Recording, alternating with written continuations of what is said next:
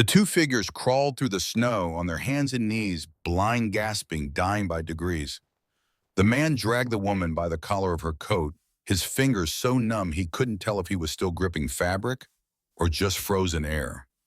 The wind screamed at 60 miles an hour, driving ice crystals sideways into their faces like shrapnel. The temperature had fallen past 40 below. With the wind chill, and the world had been reduced to a white, howling nothing. The man's name was Vance Coulter. He was the sheriff of the county, and he had perhaps 4 minutes of useful consciousness left before his core temperature would drop below the point of no return.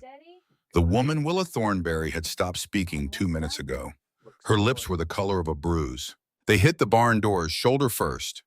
Vance threw his weight against the rotting timber, and the massive sliding door groaned back just far enough for both of them to collapse through the gap, tumbling onto the dirt floor in a heap of frozen clothing and failing bodies. They expected darkness. They expected the bone-deep cold of an abandoned agricultural ruin, a few more minutes of miserable life before the end. What they felt was warmth. Vance blinked, wiping ice from his eyelashes. Soft amber light filled the cavernous space. And there in the center of the old wooden barn sat a gleaming structure of curved steel, glowing from within like a spacecraft parked inside a cathedral. The heavy door of the steel structure swung open. A woman stood silhouetted against the warm light of a crackling fire, a mug of tea in her hand. Her voice was calm, as if she had been expecting them all along. "Get in!" 3 months earlier, late August. The pickup truck was a 2004 Chevy Silverado with 230,000 miles on the odometer, a cracked windshield patched with clear tape, and a passenger seat buried under road maps, fast food wrappers, and a single cardboard box containing every document Marisol Ashworth still owned. Behind the truck, hitched with a coupler that groaned on every curve, a 1972 Airstream trailer rattled and swayed like a tin can on a string. Marisol was 42 years old, 5'6", 130 pounds, after 3 months of barely eating. Her dark hair was pulled back in a knot that she hadn't bothered to redo since a rest stop in Idaho. She wore a flannel shirt, 2 sizes too big jeans with a hole in the left knee, and boots she'd bought at a thrift store in Spokane. She looked like exactly what the people of Bitterroot Valley, Montana would expect a broke city woman to look like. She looked like someone running from something. They wouldn't be wrong. 14 months, that's how long the divorce had taken. 14 months in courtrooms and conference rooms, and the back seats of lawyers' sedans across the table from Sullivan Ashworth, Washington state senator, with his $400 haircut and his team of attorneys who could make money disappear like a magic act. 11 years of marriage dissolved into legal motions, and by the end, every asset Marisol thought they'd built together had been reclassified, restructured, or placed into trusts she couldn't touch. Sullivan got the house in Queen Anne, the lake cabin in Chelan, the retirement accounts, and the public sympathy of a man whose wife had simply not been able to handle political life. Marisol got the Airstream, which had been registered in her name only because Sullivan thought it was junk. She got the Silverado, which Sullivan's attorney didn't bother to contest. And she got $47,000 in cash from the one savings account Sullivan's team hadn't found in time. $47,000. That was the price of 11 years, and it was every cent she had in the world. She didn't talk about it. Not to her mother in Portland, who called every Sunday with the kind of careful questions that made Marisol's chest tighten. Not to her sister in Denver, who had offered her the guest room for as long as you need. Marisol couldn't explain that what she needed was not a guest room. What she needed was to not hear a phone ring, to not see a camera flash, to not walk into a grocery store and feel her hands start shaking because a stranger was looking at her too long. What she needed was a place where no one knew her name and no one cared to learn it. The Miller farm came up on a foreclosure auction website at 2 in the morning while Marisol sat in the Airstream at an RV park outside Missoula, unable to sleep for the third night running. 30 acres, Bitterroot Valley, a collapsing 1920s timber barn. No house, no livable structure of any kind. Sold for pennies on the dollar because nobody wanted 30 acres of overgrown weeds anchored by a building the county had already condemned. Marisol wanted it the way a drowning person wants a piece of driftwood, not because it was perfect, because it was there. She won the auction with a bid of $23,000. That left her $24,000 to survive. The town of Darby, Montana, population 1,200, and change noticed Marisol Ashworth the way a body notices a splendor. She wasn't from here. She was from the coast, which in the rural valleys of western Montana was a category of person, not just a geography. Coastal people came and went. They bought hobby ranches, installed hot tubs, complained about the cell service, and left before the first real snow. Marisol's arrival at the old Miller place, pulling a rusted Airstream behind a truck that sounded like it was coughing up its last breath, confirmed every assumption before she'd even cut the engine. At the Blue Fork Diner on Main Street, the lunch counter regulars gave her a month. That was the generous estimate. Willa Thornberry was 63, a widow, and she lived in a yellow clapboard house a half-mile down the road from the Miller property. Her husband Corbin had died 8 years ago from a heart attack while changing a tractor tire. Her son lived in Tallahassee and called twice a year at Christmas, and her birthday conversations that lasted exactly 7 minutes. Willa drove her Subaru Outback Hunter Green with a dent in the rear quarter panel on the same route every morning. Down Miller Creek Road, past the Miller property, into town for coffee and back. She kept a small spiral notebook in the center console, and she wrote things down. Which trucks were parked where, whose lights were on too late, whether the Henderson's dog was loose again. It was not malice. It was the only structure she had left. Without the route in the notebook, Willa would sit in her kitchen and stare at the wall until she forgot how to form sentences. She noted Marisol Ashworth on day 1, coastal plates, woman alone, Airstream parked crooked in the weeds. Tamsin Donnelly was 47 and ran Donnelly's Supply, the only building materials store within 30 miles of Darby. She was a wide-shouldered, quiet-spoken woman who had inherited the store from her father and kept it running through 2 recessions and a pandemic by working 14-hour days and never extending credit she couldn't afford to lose. When Marisol walked in on her 3rd day in the valley looking for plywood wood screws and a battery-powered drill, Tamsin was the first person who didn't look at her with suspicion or pity. Tamsin looked at her the way she looked at every customer. What size screws? 1.25 inches. Phillips or Torx? Torx. Tamsin rang her up without commentary, without questions about the Miller place, without the sidelong glance that said, "What are you doing here?" Marisol almost cried in the truck afterward, and she couldn't entirely explain why. It had something to do with being treated as a normal person, doing a normal thing. It had been a long time since that had happened. Merritt Lattimore was 55, tan, silver-haired, and the kind of man who wore pressed khakis to a cattle auction. He owned Lattimore Development Group, the largest real estate company in Ravalli County, and he had been buying, developing, and reselling land in the Bitterroot Valley for 2 decades. He sat on the county planning board. He golfed with the county commissioner. He had donated the new scoreboard at the high school football field. His name was on a brass plaque at the volunteer fire station. In a valley of 15,000 people, Merritt Lattimore was as close to a power broker as geography allowed. He had wanted the Miller property, not for sentimental reasons, not for ranching. Merritt had spent 18 months assembling a plan called Pine Ridge Estates, a 40-lot residential subdivision targeting retirees from Boise and Spokane who wanted mountain views and quiet neighbors. He had already courted a group of investors from Bozeman, already shown them renderings of craftsman-style homes on half-acre lots.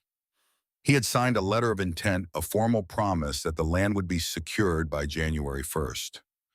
The investors had put $200,000 in escrow on the strength of that promise.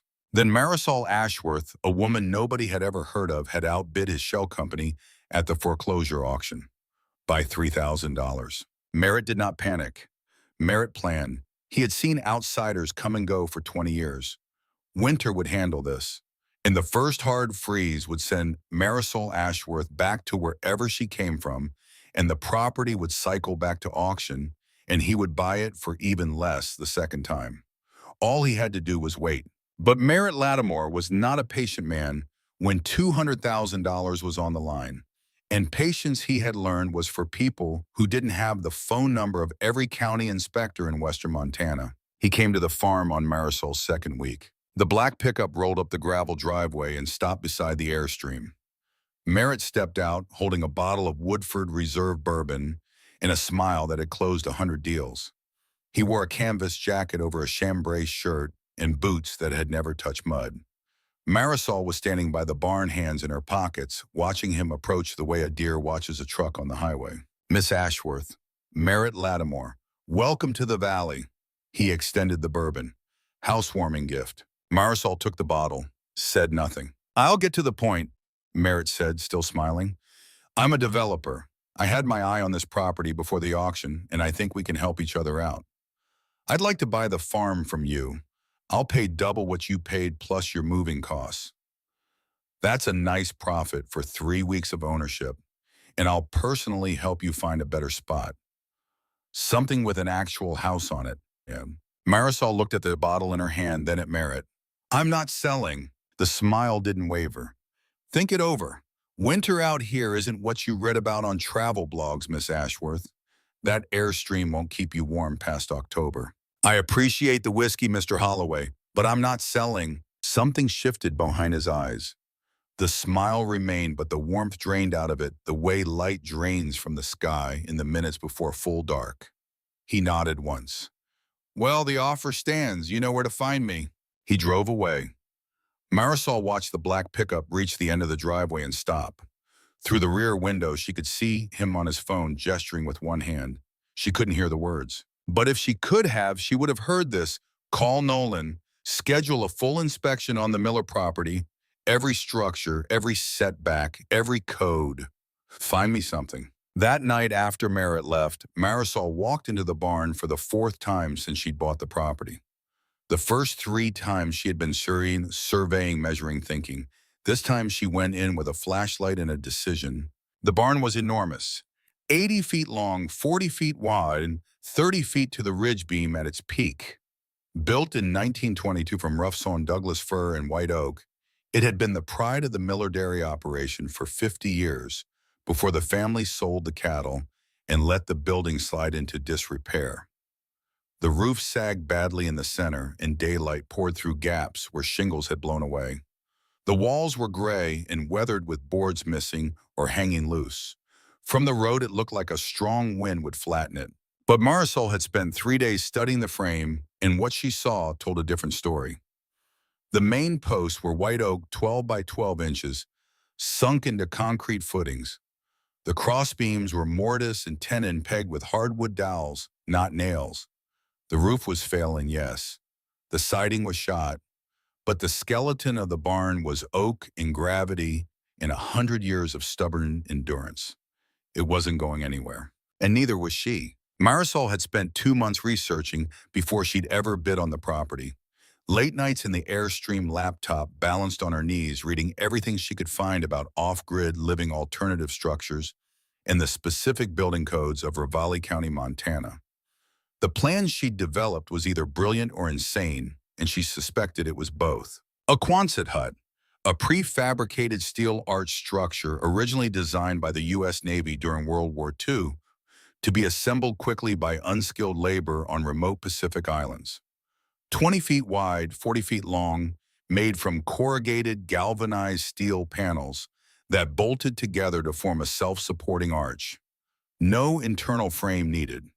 The arch itself was the structure, distributing weight down the curve to the foundation, rated for 100-mile-per-hour winds and extreme snow loads. A Quonset hut could withstand conditions that would flatten a conventional stick frame building, and it could be assembled inside the barn. That was the key to the entire plan. The barn would serve 2 purposes. First, it was a massive windbreak. The Bitterroot Valley funneled Arctic air down from Canada like a rifle barrel, and any freestanding structure on Marisol's property would take the full force of winter gales. Inside the barn's wooden shell, the Quonset hut would sit in a pocket of relative calm. Second, this barn was camouflage. From the road, from the air, from any angle, all anyone would see was an old condemned dairy barn. No one would know that inside the rotting wooden ribs, a steel cocoon was taking shape. And because Marisol would technically be building inside an existing agricultural structure, rather than erecting a new building, she would sidestep the county's building permit requirements. No permits meant no inspections. No inspections meant no one from the planning board where Merritt Lattimore had friends would have legal cause to set foot on her property. She ordered the kit from a supplier in Ohio, paid cash, had it shipped to a freight depot in Missoula under a false business name, Valley Agricultural Storage, LLC, and arranged for a trucking company to deliver the pallets at night. On the evening the first delivery arrived, Marisol walked the barn floor with her flashlight one more time, checking the measurements she'd scratched into the oak posts with a carpenter's pencil. That was when the beam of her flashlight caught something she hadn't noticed before. She had been sweeping aside the thick layer of old straw and dried manure that covered the floor, preparing a level surface for the hut's base rails. Beneath the debris, her boot struck something hard. She knelt down and brushed the dirt away with her hands. Concrete, smooth gray reinforced concrete. She swept more. It continued. She spent the next hour clearing a 10-foot section and found rebar grid embedded in the surface. This wasn't a rough farm floor.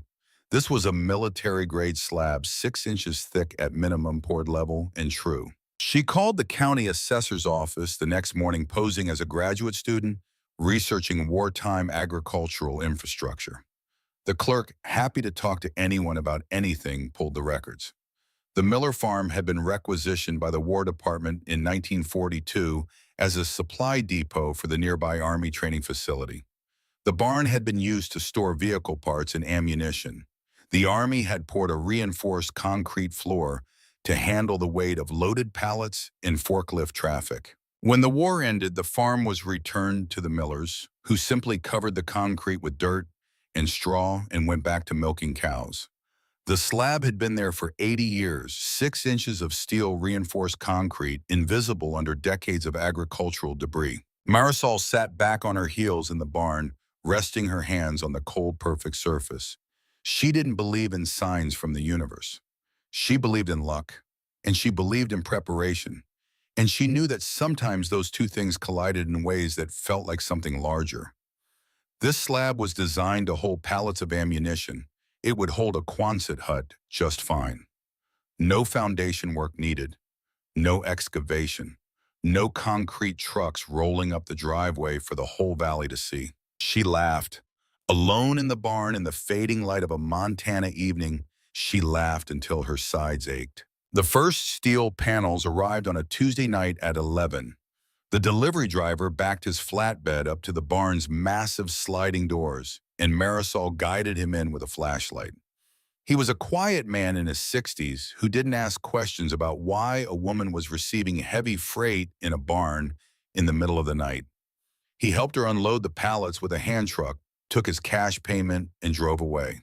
Marisol stood in the barn surrounded by stacked steel panels and hardware. It looked like the pieces of an enormous puzzle.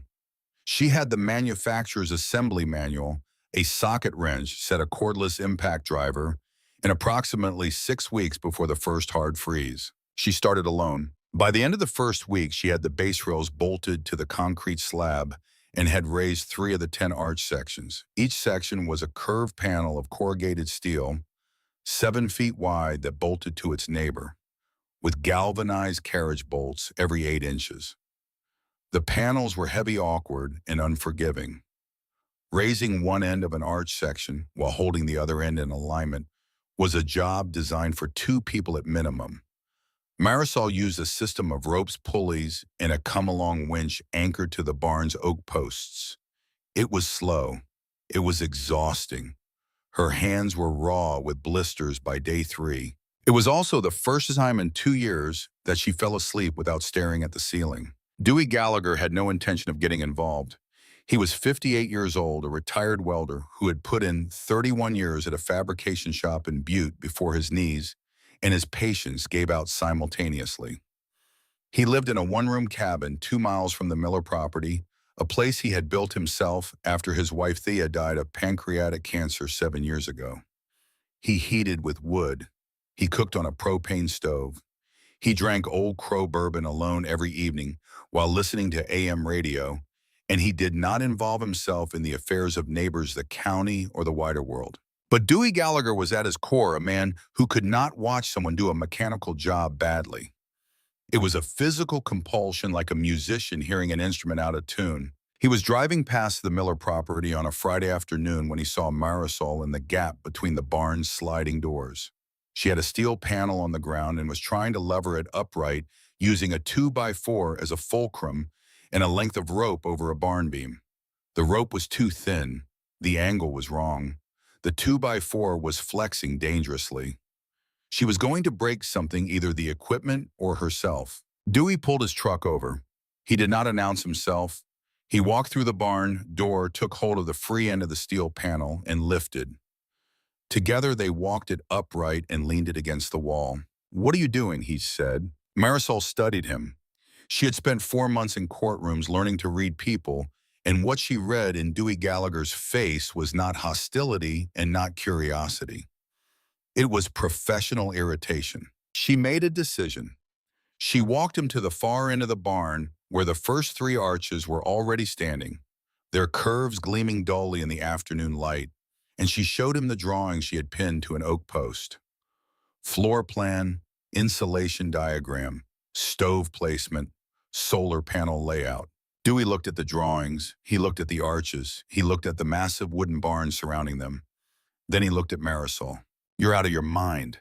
This barn could come down in any heavy snowstorm. You build a house inside here, you're building your own coffin." "The frame is white oak," Marisol said. "Post and beam, mortise and tenon. The siding and roof are failing, but the structural skeleton hasn't shifted more than an inch in 100 years. I checked with a plumb line, and if the roof collapses, the Quonset hut is self-supporting. The arch distributes all loads to the base rails on the slab. If every board of this barn fell inward, the steel shell wouldn't notice. It's designed to survive a typhoon on a Pacific island with no surrounding structure at all. The barn doesn't hold it up. The barn just keeps the wind off." Dewey stared at her. "You're still out of your mind." He left. At 7 the next morning, his truck pulled up to the barn. He got out carrying a welding kit, a tool belt, and a thermos of coffee. He said one thing before they started. "Anyone else know about this?" Marisol shook her head. "Keep it that way." They fell into a rhythm. Dewey came every evening after dark and most mornings before dawn. He was a man of few words and total competence. Where Marisol struggled, Dewey simply did. He showed her how to run a fillet weld on the gusset plates that reinforced the arch connections. Her first weld looked, as Dewey put it, like a drunk caterpillar crawled across the steel. By the 5th night, her beads were even, bright, and structurally sound. Dewey didn't compliment her, he just nodded and moved to the next joint. By mid-September, 7 arches were up. The shape of the Quonset hut was emerging from the barn floor like a silver whale breaching through wooden waves. And then came the night of the 6th arch, or rather it should have been the 8th, but Marisol numbered them by difficulty, and this one had fought her from the start. Dewey had called in sick, a chest cold that had him coughing hard enough to crack ribs. Marisol decided to raise the panel alone. Rain hammered the barn roof. Water streamed through the gaps in the shingles, slicking the concrete slab. Marisol rigged her pulley system, hooked the come-along to an oak post, and began winching the 300-pound arch section vertical. It rose slowly, groaning against the ropes. She had it at 70 degrees, almost vertical, when the rope slipped on the wet pulley wheel. The arch section tilted, 300 pounds of corrugated steel swinging toward her on a failing line. Marisol threw herself sideways. The panel slammed into the concrete with a sound like a cannon shot that echoed through the barn, through the rain out into the valley. It missed her head by 8 inches. She felt the displaced air on her face. She lay on the wet concrete chest, heaving, staring at the curved steel. Rain fell through the roof onto her face. She lay there for 10 minutes. Then she got up. She checked the panel for warping. It was fine. She re-rigged the ropes, repositioned the fulcrum, and raised the panel into place. It took her 3 more hours alone in the rain, but she got it done. The next morning, sitting in the Airstream with her hands wrapped in tape over burst blisters, she stared at her phone, her mother's number. One tap, and she could hear a voice that would tell her to come home, to be safe, to stop this. Her thumb hovered. Then she remembered the courtroom. Sullivan's lawyer smiling. The judge's voice reading numbers that erased her life. She put the phone down. Nobody was going to take this from her. She had built it with her own bleeding hands, and it was hers. While Marisol built, Willa Thornberry watched. Every morning, the green Subaru rolled past the Miller property at 7:15. Willa noted the Airstream's position, any vehicles present, any activity visible from the road. And she noticed things. The sounds at night, metallic clanking, faint but distinct, coming from the direction of the barn. Not the random creaking of old wood, rhythmic, purposeful. The frost pattern on the Airstream. Every other trailer and cabin in the valley showed the same thing on cold mornings, a ring of melted frost on the roof where body heat from sleeping occupants rose through the insulation. Marisol's Airstream never showed that ring. The frost was uniform, undisturbed, as if nobody was sleeping inside. The frequency of trips to the barn. Marisol walked from the Airstream to the barn and back multiple times a day. Far more than someone using a building for simple storage. Willa recorded all of it in her spiral notebook.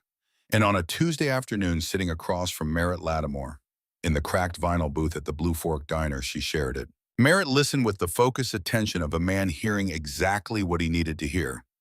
She's not sleeping in the trailer, Willa concluded. I'm sure of it. There's no tracks to the outhouse in the mornings either. Something's going on in that barn. Keep watching, Merritt said, stirring his coffee. If she's violating code, the county can force a sale, and then everyone benefits. Willa didn't know she was being used. She believed she was protecting the community. That was the truth she told herself each morning when she picked up the notebook, and it was the lie that let her sleep at night. By the last week of October, the Quonset hut was structurally complete. 10 steel arches bolted together, forming a silver tunnel 40 feet long and 20 feet wide, sitting on the World War II concrete slab in the center of the barn. Marisol had spent 2 weeks applying closed-cell spray foam insulation to the interior surface of every arch, sealing the steel in a 3-inch cocoon of rigid thermal barrier. She had installed a high-efficiency wood-burning stove, a cast-iron model rated for spaces up to 1,000 square feet, and routed the chimney pipe up through the barn's existing brick cupola, the small ventilation tower on the ridge of the roof that had once served the dairy's original heating system. From outside, smoke rising from the cupola would look like moisture evaporating from old wood, or at worst, like someone had fired up an antique furnace. Nobody would associate it with a modern dwelling. She had built a subfloor pressure-treated 2x4s over the concrete, laid inexpensive but warm laminate flooring, and set up a small hydroponic growing system. In the rear corner, 4 plastic tubs with nutrient solution, an air pump, and LED, grow lights powered by a battery bank connected to 3 solar panels she'd mounted on the south-facing slope of the barn roof. The panels were invisible from the road, hidden behind the roofline. At night, with the stove crackling, the LED lights glowing over bright green lettuce and small red tomatoes, and the Montana wind howling uselessly against the wooden walls outside the Quonset hut, was a warm, sealed world. The spray foam killed sound. The barn killed wind. The steel killed worry. Marisol could lie on the thick rug she'd spread over the laminate floor, listen to the faint roar of weather that couldn't reach her, and feel something she hadn't felt since before the divorce. Safe. Then the letter arrived. She found it in the mailbox at the end of the driveway on October 29th. County of Ravalli Building and Safety Division. Formal notice of a scheduled inspection of condemned structure, the Miller barn set for November 15th. The purpose was to assess structural integrity and confirm compliance with the county's condemned building ordinance, which prohibited human habitation of any kind. The signature at the bottom read, Travis Blackwell, Building Inspector, Ravalli County. Marisol stood at the mailbox holding the letter, her breath visible in the cold afternoon air. She looked down the driveway toward the barn. Inside those wooden walls, behind the sliding doors hidden in the shadows, was everything she had. Every dollar, Every hour, every blister and bruise and sleepless night, her entire future sat inside that condemned shell wrapped in steel and spray foam and desperate hope. If Travis Blackwell walked through those barn doors, it was over. All of it. She folded the letter and put it in her coat pocket. Her hands were steady. Her mind was already working. She had 17 days. Marisol had 17 days before Travis Blackwell would arrive, and she spent the first 3 of them not sleeping. She sat at the small folding table inside the Quonset hut, with the county inspection notice flattened under her palm, reading and rereading the language of the ordinance it cited. She was not a lawyer, but she had spent 14 months in the company of lawyers, and that education had cost her everything she owned. She intended to get some value from it. By the 4th morning, she had her answer. Under Montana Code, an inspection of a privately owned structure classified as condemned was limited to exterior visual assessment unless the inspector obtained a judicial order or the property owner granted written consent for interior access. A judge could issue the order, but the process required a formal petition, a showing of probable cause that a specific violation was occurring inside the structure, and a hearing. That took 2 to 4 weeks minimum. The inspection was in 13 days. The math worked. If Marisol refused entry, Travis Blackwell could look at the barn from outside and write whatever he wanted about sagging roof trusses and missing siding. But he could not open the doors. He could not enter. And from outside, looking through the gaps in the wallboards, he would see nothing. Unless he could see something, Marisol spent that evening walking the perimeter of the barn, with a flashlight pressing her face to every crack and knothole, checking what was visible from outside. The answer chilled her. The Quonset hut's galvanized steel caught even faint light and threw it back. In daylight, anyone pressing their eye to a gap in the siding would see the unmistakable gleam of new metal. At night, the LED grow lights cast a pale blue glow that leaked through a dozen openings. She told Dewey the next evening when he arrived for his usual shift. He stood outside the barn, squinting through a gap in the east wall, and confirmed the problem with a grunt. Might as well put a neon sign on the roof. They needed to black out the interior walls of the barn every inch between the old timber frame and the Quonset hut. Not with paint, which would take gallons and leave a chemical smell that would raise its own questions. With fabric. Dewey drove to Missoula the next day and came back with 300 linear feet of black polyester stage curtain material, the kind used as backdrops in high school auditoriums and community theaters. Cheap, light-proof, and flame retardant. They cut it into panels and hung them from wires strung between the barn's oak posts, creating a continuous black lining that covered every wall from floor to the crossbeams 12 feet up. It took 3 nights. Dewey complained steadily. "I'm a welder, not a seamstress," but he stitched the panels to the hanging wire with the same precision he brought to a pipe joint, pulling the fabric taut with needle-nose pliers and securing each section with stainless steel hog rings crimped every 6 inches. When they finished, Marisol walked outside and checked every gap in the siding again. Total darkness. The Quonset hut was invisible. 13 days became 10, then 7, then 2. November 15th arrived with a hard frost and a sky the color of old concrete. At 9 in the morning, a white county truck pulled up the driveway and parked behind the Airstream. The man who stepped out was younger than Marisol expected. 34, maybe 35, with a clipboard, a high-visibility vest, and the careful posture of someone who had been told this assignment mattered to people above his pay grade. Travis Blackwell was not a corrupt man. He was an indebted one. He had bought a house in Hamilton 2 years ago with a mortgage he could barely afford, and Merritt Lattimore had helped him cover the gap by steering private inspection contracts his way through Lattimore Development's network of builders and contractors. Travis didn't think of this as corruption. He thought of it as networking the same way he thought of Grant's request to be thorough at the Miller property as professional diligence rather than targeted harassment. He walked to where Marisol stood by the Airstream, her arms crossed against the cold. "Miss Ashworth, Travis Blackwell, Ravalli County Building and Safety. I'm here for the scheduled inspection of the condemned structure." "I received the notice." "Good. I'll need access to the interior of the barn to complete my assessment. No, Marisol kept her voice level. The inspection notice cites exterior assessment of structural condition. The ordinance doesn't grant interior access without my written consent or a court order. I'm not giving consent. Travis's pen stopped moving on his clipboard. He looked at her. I can petition for a judicial order. 48 hours. Then petition. They stood 4 feet apart in the frozen morning. Marisol could feel her pulse in her throat, but her face gave nothing away. Travis was accustomed to people being nervous around county inspectors, accommodating, eager to avoid trouble. This woman was neither nervous nor accommodating. She was a wall. Travis broke eye contact first. I'll complete the exterior assessment. He walked the perimeter of the barn with his clipboard and a flashlight, pausing at each gap in the siding to shine the beam through. Marisol watched from the airstream. Inside the barn, behind the black curtain panels, the Quonset hut sat in its cocoon of darkness, invisible and silent. Travis reached the southeast corner. Marisol's stomach dropped. She had noticed it that morning during her final check. One of the curtain panels on the east wall had pulled free from its wire during the night. A section of fabric, maybe 2 feet wide, hung loose, leaving a gap where the steel of the Quonset hut was exposed to anyone looking through the broken board at that exact angle. She hadn't had time to fix it. She had planned to rehang it after the inspection, betting that Travis wouldn't examine that particular section closely enough. That bet was failing.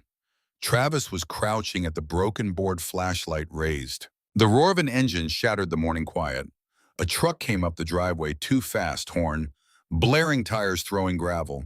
It slid to a stop 10 feet from Travis's county vehicle, and Dewey Gallagher practically fell out of the cab. Who the hell parked behind my turnout? Dewey bellowed, his voice carrying across the property. He was swaying slightly, gesturing wildly at Travis's truck.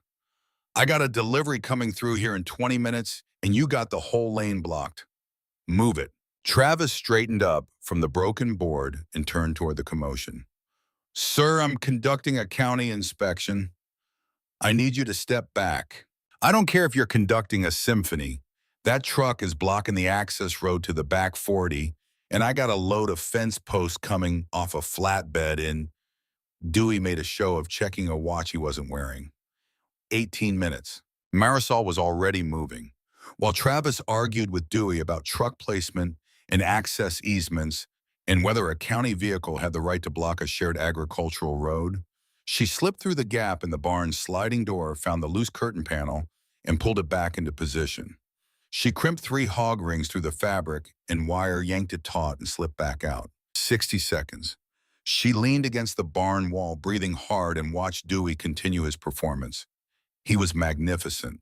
He played the part of the cantankerous rural neighbor with such conviction that by the time Travis extricated himself and returned to his inspection, the encounter had cost him 15 minutes and all of his focus. Travis finished the exterior circuit. He shone his flashlight through the southeast corner gap. Black, nothing visible. He wrote something on his clipboard and walked back to Marisol. Exterior shows significant deterioration. I'm recommending a petition for interior inspection access. That's your right, Marisol said. Travis drove away. Marisol stood in the driveway until the white truck disappeared around the bend, then walked to where Dewey was leaning against his own truck, lighting a cigarette, with hands that were perfectly steady. Fence post delivery, she said. I don't even own fence posts. He exhaled smoke. But I do own a CB radio, and I heard County Dispatch assign an inspector to this address at 8:45 this morning. Marisol almost hugged him. She didn't. Dewey Gallagher was not a man you hugged. She nodded, he nodded back. They stood in the cold and said nothing, and the nothing said enough. That afternoon, Travis Blackwell called Merritt Lattimore from his truck. I couldn't get inside. She knows the code better than half my office. But I'm telling you, Grant, something's off.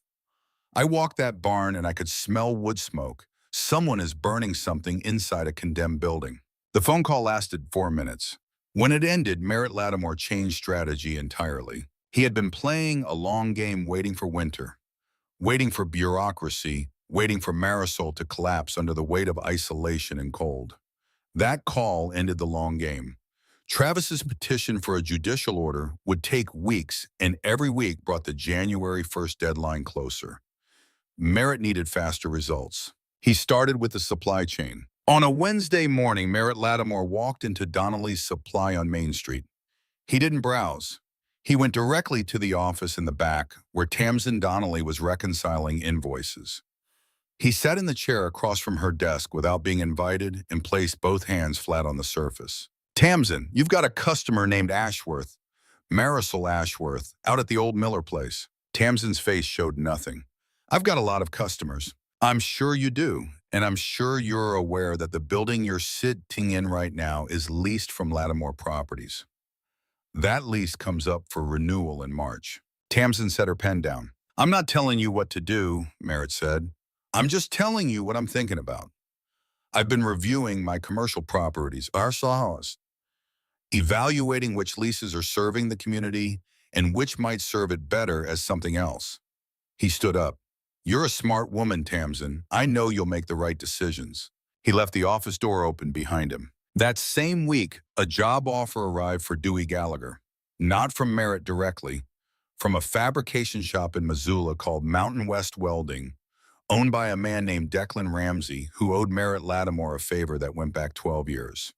The offer was for 3 weeks of contract work, pipeline gussets, paying 3 times Dewey's normal rate. Cash. Dewey brought the offer to Marisol on a Tuesday evening.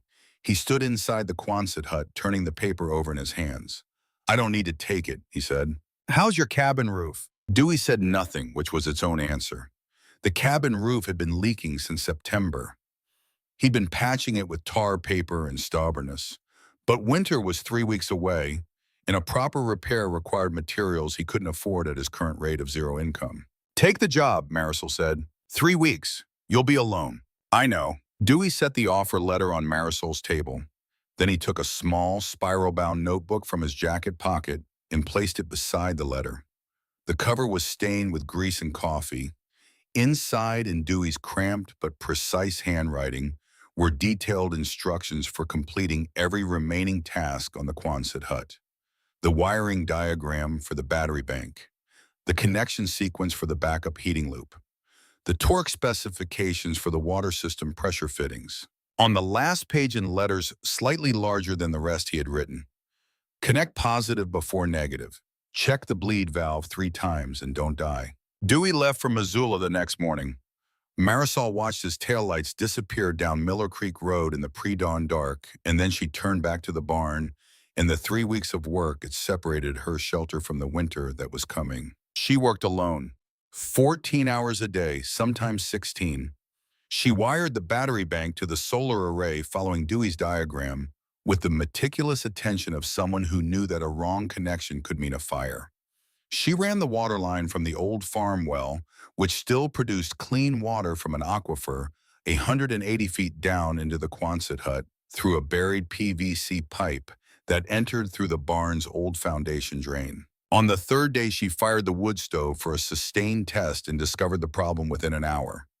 The warm air rising from the stove hit the steel arch overhead, and the temperature differential between the heated interior air and the cold outer skin of the steel created condensation. Water beaded on the underside of the arch panels and dripped steadily onto the laminate floor. Left unchecked, it would destroy the flooring in weeks and breed mold that would make the air unbreathable. She spent 2 days chasing solutions. Catch trays overflowed, increasing the stove output to raise the entire skin temperature burned through firewood at an unsustainable rate. On the evening of the 2nd day, frustrated and exhausted, she climbed onto the barn roof to inspect the old brick cupola and noticed the original copper rain gutters that ran along the barn's eaves.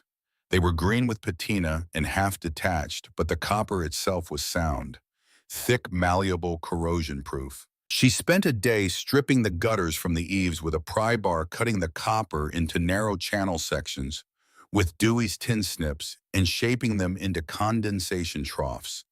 She welded them following the instructions in Dewey's notebook, running beads that were functional, if not beautiful, and mounted the troughs along the base of each arch rib inside the hut. The troughs caught the dripping condensation and channeled it through a drain pipe that exited through the barn's old foundation out and into the gravel beyond the wall. She fired the stove again. Watched for an hour. The water beaded ran down the steel, hit the copper troughs, and flowed silently away.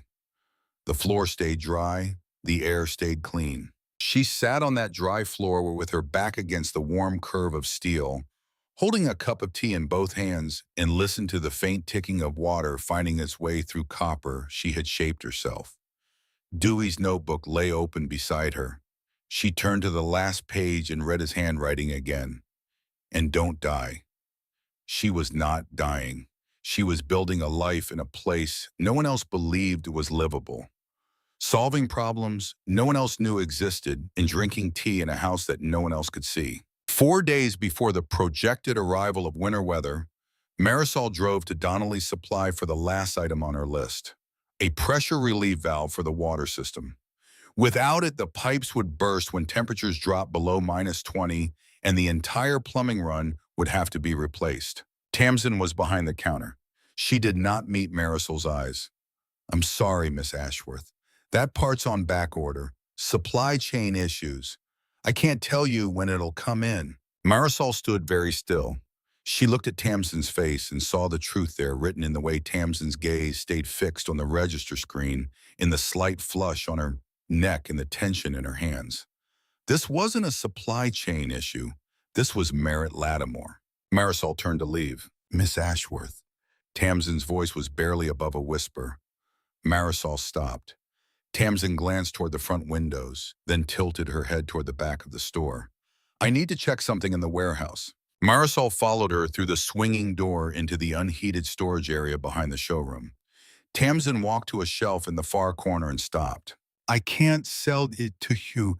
He's watching my books." Tamsin spoke quietly without looking at Marisol. "But I close at 6, and sometimes I forget to lock the warehouse door on the alley side. That's all. Third shelf from the left bottom row. Pressure relief valve 3/4-inch brass." She paused.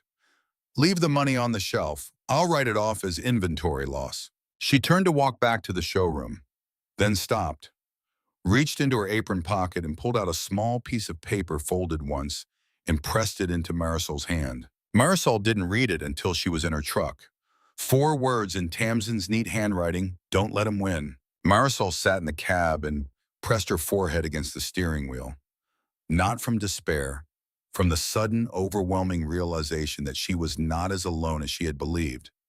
Merritt Lattimore owned buildings and leases and the loyalty of inspectors, but he did not own everyone.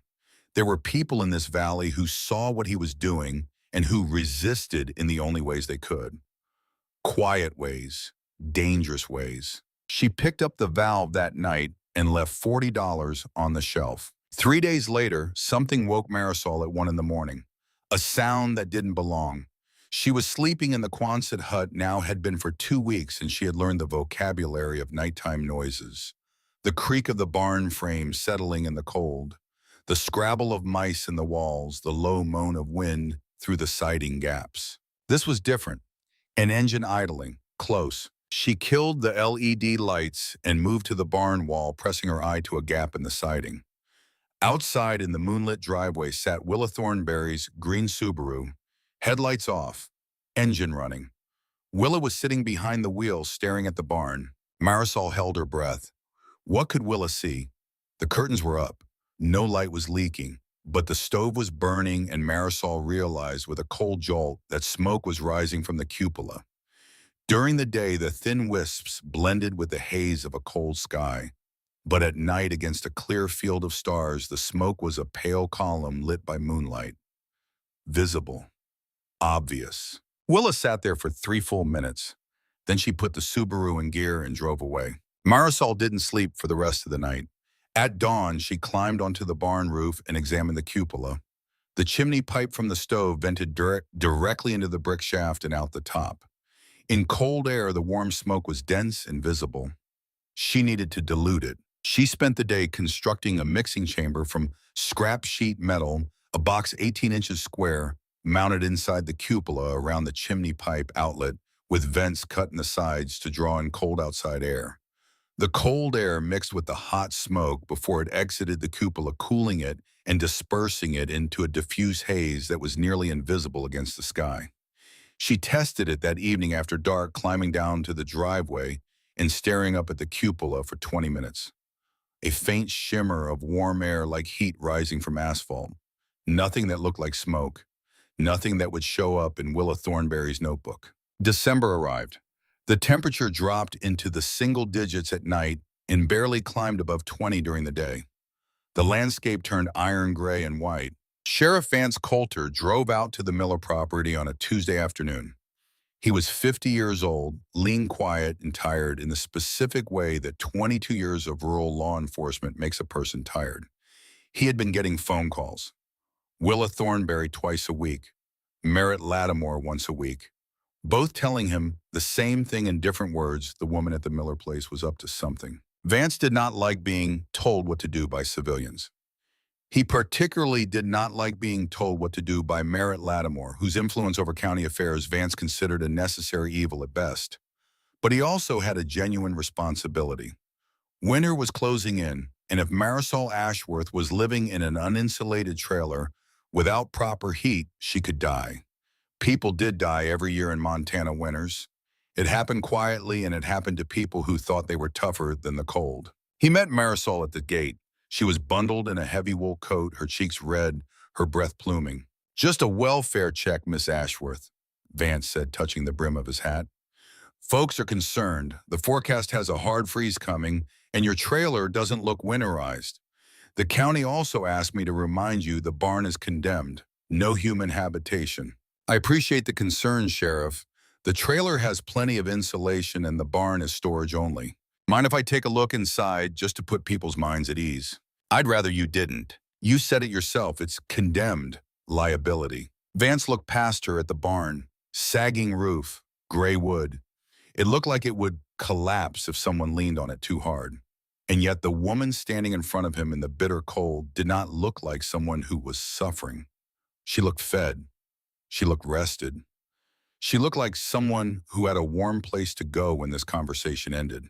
"All right," Vance said, "but when the real cold hits, don't say I didn't warn you." He drove back toward town. A mile down the road, he pulled onto the shoulder and sat with the engine running, staring at nothing. He didn't believe her. The trailer was a prop.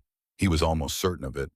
But he was also certain that Merritt Lattimore was driving this, and Vance had learned long ago the difference between enforcing the law and being someone's errand boy. He did not file a report. He did not request a warrant. He drove home and poured himself a drink and watched the temperature on his porch thermometer drop below zero. Dewey Gallagher finished the Missoula job 2 days early. He collected his cash from Declan Ramsey on a Friday morning and was on the highway south by 9. The truck radio was tuned to NOAA weather, and what he heard made him grip the steering wheel hard enough to whiten his knuckles. A bomb cyclone was forming over the Gulf of Alaska. It was moving east faster than the models had predicted, pulling Arctic air down from the Canadian plains like water through a drain. The National Weather Service had upgraded the forecast from winter storm warning to blizzard warning to something they almost never issued: an extreme blizzard emergency. Projected wind speeds of 60 miles per hour. Projected temperatures of 25 to 30 below zero, not counting wind chill. Projected snowfall measured not in inches, but in feet. The original forecast had placed the storm's arrival over the weekend. The updated forecast, the one Dewey was hearing, now moved it up by 18 hours. The storm would hit Tuesday afternoon. It was Friday. He had 3 days. He drove faster. He pulled into Marisol's driveway at 11 that night and found the airstream dark and empty. He pushed through the barn doors and into the Quonset hut and found Marisol sitting cross-legged on the floor surrounded by wiring, connecting the last terminals on the backup battery array. Her hair was matted with sweat despite the cold. Her fingers were wrapped in electrical tape where the sheet metal edges had sliced them. She looked up at him with eyes that were exhausted and absolutely focused. "You're early," she said. "Storm's early, too." They worked through the night. Dewey connected the backup heating loop, a secondary circulation system that would keep the water pipes from freezing even if the main stove went out. Marisol tested every joint in the plumbing run, every wire in the electrical system, every seal around the door frame. At 3 in the morning, Dewey found a hairline crack in one of the stovepipe joints and re-welded it in place, the blue flame of his torch casting jumping shadows across the curved ceiling. At 5 in the morning, they were done. Dewey lit the stove. The fire caught.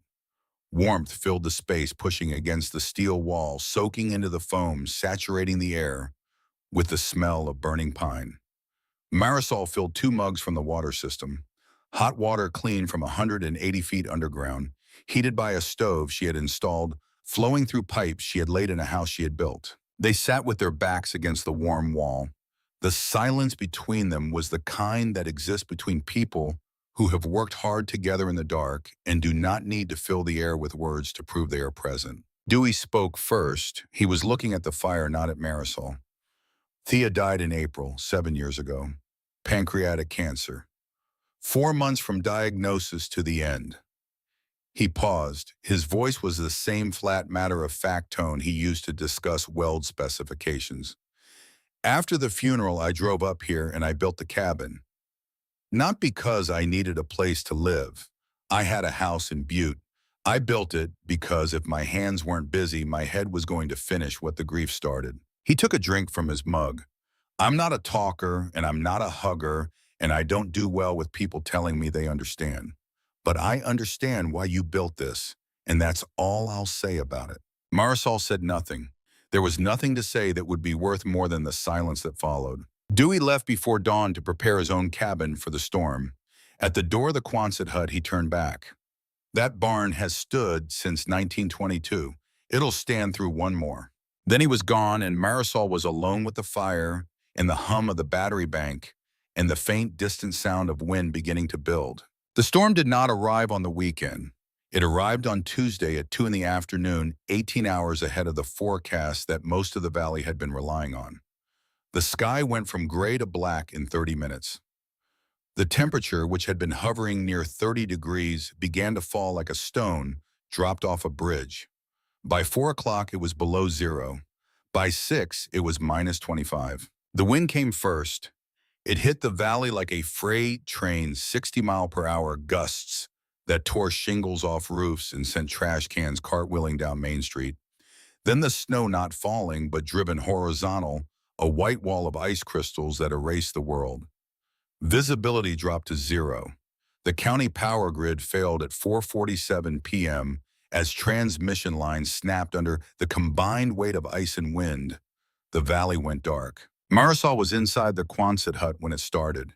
She heard the barn frame groan, a deep structural sound that vibrated through the concrete slab and into the soles of her boots. The old timbers were taking the full force of the wind, and they complained about it. Through the gaps in the siding, the wind screamed and threw snow in horizontal sheets that piled against the barn's western wall. But inside the steel arch, nothing moved. The stove burned steady. The LED lights glowed over the hydroponic trays where the tomatoes were turning red. The temperature on the small thermometer Marisol had mounted by the door read 71 degrees. She could hear the storm, but the foam reduced it to a low, constant drone, like highway traffic heard from a distant room. She made tea. She opened a can of soup. She sat in her chair and read a book by the light of an LED lantern. Outside, the valley was tearing itself apart. Outside on Miller Creek Road, a green Subaru Outback was accelerating toward the grocery store in Darby, driven by a 63-year-old woman who had decided at the last minute that she needed bread and milk before the worst of it hit. Willa Thornberry had survived 63 Montana winters, and she was not about to let a storm, even a bad one, dictate her schedule. The roads were still passable, she told herself. She would be quick. The patch of black ice was invisible under the thin layer of new snow. The Subaru's front wheels hit it at 35 miles per hour, and the car began to rotate slowly at first, almost gracefully, and then violently. Willa fought the wheel, but there was nothing to grip. The car spun across the road, left the pavement, and plunged nose first into the deep drainage ditch that bordered Marisol Ashworth's property. The impact threw Willa forward against the seatbelt, hard enough to knock the breath from her lungs. The engine stalled. Cold air rushed in through the crack in the windshield that the impact had opened. Within 60 seconds, the interior temperature of the car was indistinguishable from outside. Behind her, a set of headlights appeared through the white curtain of snow. A county sheriff's cruiser moving slowly, its light bar flashing blue and red against the blinding white. Vance Coulter had been on patrol for 3 hours trying to herd people off the roads and back to their homes before the storm became unsurvivable. He saw the tail lights of the Subaru tilted at a wrong angle, already half buried in the drifting snow, and pulled over. He left the cruiser running with the heater on full. He waded into waist-deep snow, fought his way down the embankment, and pulled a panicking, freezing Willa Thornberry from the wrecked car. She was shaking so badly she couldn't stand. He half carried her up the slope to his cruiser, opened the door, and put her inside. Then he went around to the driver's side, turned the key, and heard the sound that would define the next 3 days of his life. The starter motor groaned, turned over once, and died. He tried again. Nothing. The battery, already strained by 3 hours of continuous heater use, had surrendered to the sudden catastrophic drop in temperature. The engine was dead. Vance sat behind the wheel of a dead car in a storm that was killing the valley by degrees. His radio was static. His cell phone showed no signal. The town of Darby was a mile south, in normal conditions, a 20-minute walk. In 60-mile-per-hour winds and -40 wind chill, it might as well have been on the moon. But Marisol Ashworth's property was right here. The driveway started 50 yards north of where the Subaru had gone into the ditch. And at the end of that driveway, there was at least a trailer. Maybe a dead trailer with no heat, but it was shelter from the wind, and shelter from the wind was the difference between dying in 20 minutes and dying in 2 hours. "The farm!" Vance shouted over the scream of the storm. "Ashworth Place. We have to get to the trailer." He pulled Willa from the cruiser and they began walking. The quarter-mile driveway took them 15 minutes. They could not see. They could not feel their hands or feet. They leaned into the wind at 45-degree angles and moved by feel, following the frozen ruts of the driveway under the snow. The airstream materialized from the white void like a ghost. Vance grabbed the door handle and wrenched it open. Empty. Cold. A hollow metal shell with the same temperature inside as the killing air outside. Up on my arm. No bedding, no heater, no sign that anyone had occupied it in weeks. "She's gone," Willa cried. Her words were slurred, her lips blue-gray. "We're going to die out here." Vance looked through the driving snow toward the massive dark shape that rose behind the airstream, barely visible through the whiteout. The condemned barn, a building the county said could collapse at any moment. A building he had been specifically told no one should enter. It was the only shelter left. "The barn," he said. "Move." They practically crawled the last 30 feet. Vance had Willa by the arm, dragging her through snow that had drifted against the barn's eastern wall to chest height.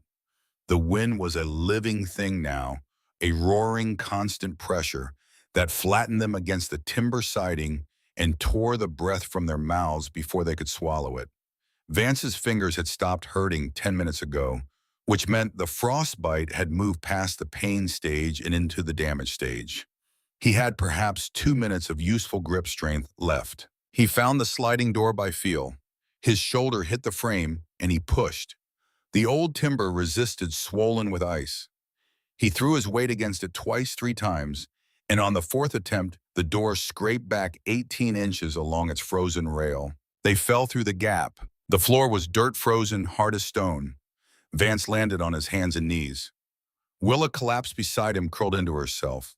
The wind still reached them through the open gap in the door, but the barn's walls blocked the worst of it, and for a few seconds the mere absence of full gale force was enough to make Vance's chest heave with something like relief. Then he felt the warmth, not imagined, not hoped for, actual thermal radiation pressing against his frozen face the way sunlight presses through a window. He blinked.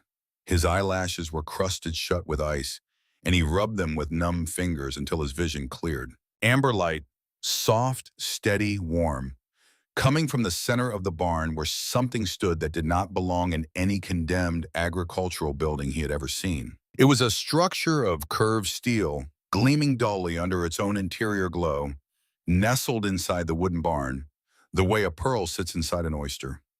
A heavy door on the near end stood open, and in that doorway, backlit by the orange flicker of a wood fire, stood Marisol Ashworth. She wore a flannel shirt with the sleeves rolled to her elbows. Her feet were in wool socks on a clean floor. She held a ceramic mug in one hand, and there was steam rising from it. "Get in," she said. Vance pulled Willa upright, and they stumbled across the dirt floor of the barn, through the steel door and over the threshold. The contrast hit them like a physical blow. The air inside was warm and still, and smelled of wood smoke, baking bread, and the green, earthy scent of living plants. The floor was solid under thick rugs. The curved walls muted the shrieking storm outside to a distant, almost peaceful hum. Willa's legs gave out. She sank to the floor beside the wood stove and sat there, shaking, staring at the ceiling, with an expression that Vance would remember for the rest of his life. It was the face of a person whose understanding of reality had just been disassembled and rebuilt in the space of 10 seconds. Marisol moved with efficient calm. She stripped the frozen coats from both of them, peeling ice-crusted fabric from skin that was white and waxy with cold. She wrapped Willa in a heavy wool blanket. Then Vance. She poured hot, heavily sugared tea into 2 mugs and pressed one into each set of frozen hands, guiding their fingers around the ceramic because their grip was too weak to hold anything on their own. For a long time, nobody spoke. The fire crackled. The wind battered the wooden barn outside, and the barn groaned, and the steel arch inside the barn did not move, did not flex, did not care. Willa spoke first. Her voice was small and stripped of everything that usually filled it, the authority, the gossip, the conviction that she knew what was happening in the valley and why. "How?" she whispered. Marisol looked at her, then at Vance. She could see the sheriff's eyes moving across the interior, cataloging. The stove, the battery bank with its indicator lights glowing green, the water faucet mounted to a small sink, the hydroponic trays with their rows of green leaves and red fruit under the grow lights, the bookshelf, the bed neatly made with a quilt folded at the foot, the folding table with a laptop and a coffee cup. A home, not a shelter, not a camp, a home. "It's a steel arch building," Marisol said. She did not elaborate. They could see what it was. "I built it in here over the last 3 months." "It's a house," Willa said. "You built a house inside a barn." "I built a sanctuary, and I broke about 15 county codes doing it." Marisol looked directly at Vance. "So, are you going to arrest me, Sheriff?" Vance looked at his hands. The feeling was starting to return, a burning, prickling sensation that meant the tissue was alive and recovering. He looked at Willa, who was breathing, whose lips were returning from blue-gray to something closer to pink, who was alive because of the woman standing in front of him and the illegal structure around them. He listened to the wind hammering the barn walls and thought about what would have happened if they had tried to walk to town. "Arrest you." Vance took a slow drink of the tea. It was almost too sweet, and it was the best thing he had ever tasted. "Miss Ashworth, as far as I can tell, you're just storing some farm equipment in here." He looked at Willa. "And I expect Mrs. Thornberry's eyesight isn't what it used to be." "That right, Willa?" Willa's eyes filled. She nodded once hard. "I didn't see a thing, Vance, just an empty old barn." The blizzard raged through Tuesday night, all of Wednesday, all of Thursday, and into Friday morning. 72 hours, 4 feet of snow, sustained winds that didn't drop below 40 miles per hour for the entire duration. It was the worst storm to hit the Bitterroot Valley in recorded history, and it trapped 3 people who had been adversaries inside a steel cylinder where they could not avoid each other. The first night was silence. Willa slept on the narrow bed because she was the eldest and the most physically depleted. Vance took the floor near the stove, wrapped in blankets, with his back against the warm wall. Marisol sat in her chair and kept the fire fed. Nobody spoke beyond necessities. "More tea?" "Thank you." "There are canned goods on the shelf." The intimacy of the space was almost unbearable. 20 feet wide, 40 feet long, and 3 people who had to negotiate every movement, every glance, every moment of silence. Willa woke in the middle of the night and found Marisol sitting by the stove, feeding a split log into the firebox. The older woman lay still and watched through half-closed eyes. She watched Marisol check the temperature gauge, adjust the stove's air intake, walk to the hydroponic trays, and check the water level, then return to her chair and pick up her book. Every movement was practiced unhurried, the routine of someone who had been living this way for weeks. This was not a woman squatting in a barn. This was a woman in her home. Something inside Willa shifted. It was not a dramatic revelation. It was closer to the feeling of removing a pair of shoes that have been too tight for so long that you forgot they were hurting. Shame. She had spent 3 months watching recording reporting. She had given Merritt Lattimore ammunition. She had told the sheriff that something was wrong at the Miller property. She had done everything in her power to expose and expel this woman, and this woman had opened her door and saved her life without hesitation. On the second day, Willa broke. It happened over soup. Marisol had heated 3 cans of chicken noodle on the stove and handed out bowls. They ate in silence. Then Willa set her bowl down and said, "I need to tell you something." Marisol waited. "I've been watching your property since the day you arrived. I drove past every morning. I wrote down everything I saw. I told Merritt Lattimore about the smoke, about the frost pattern on your trailer, about the sounds at night." Her voice was steady, but her hands were not. "He used what I told him. He used me to go after you. The inspection, the pressure on the supply store, all of it. I was his eyes." The silence that followed was heavy with decades of accumulated loneliness and the particular cruelty of good intentions gone wrong. "Why?" Marisol asked, not angry, genuinely asking. Willa looked at her hands. "Corbin died 8 years ago. My son calls twice a year for 7 minutes. I drive that road every morning because if I don't, I sit in my kitchen and stare at the wall until I forget what my own voice sounds like." She paused. "I watched you because it gave me something to do, something that made me feel like I still mattered." Marisol sat with this. She looked at Willa, 63 years old, wrapped in a borrowed blanket, face still swollen from the cold, confessing to the person she had tried to destroy. And she saw something she recognized. Not an enemy, a woman alone in a valley that was too big and too quiet and too empty, trying to fill the silence with purpose, even the wrong kind of purpose. "Mrs. Thornberry," Marisol said, "you don't need to apologize.